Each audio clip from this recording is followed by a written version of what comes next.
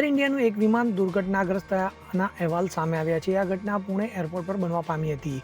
વિમાનમાં લગભગ 180 મુસાફરો સવાર હતા, જેમના જીવ બચી જતા એરપોર્ટના અધિકારીઓ, પાયલટ તથા ક્રૂ મેમ્બર્સે રાહતના શ્વાસ લીધા હતા. તો માહિતી અનુસાર મુસાફરો, પાયલટ અને ક્રૂ મેમ્બર સુરક્ષિત છે, પરંતુ વિમાનને નુકસાન થવા પામ્યું છે.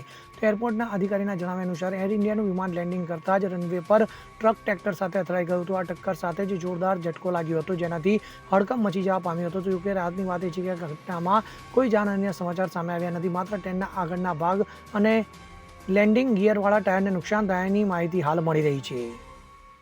Bureau report, CN24 news. હવે જુઓ દેશ દુનિયાની તમામ ખબરો તમારી આંગળીના ટેરવે. ઉઠાવો મોબાઈલ અને Google Play Store પરથી ડાઉનલોડ કરો અમારી CN24 ન્યૂઝ મોબાઈલ એપ.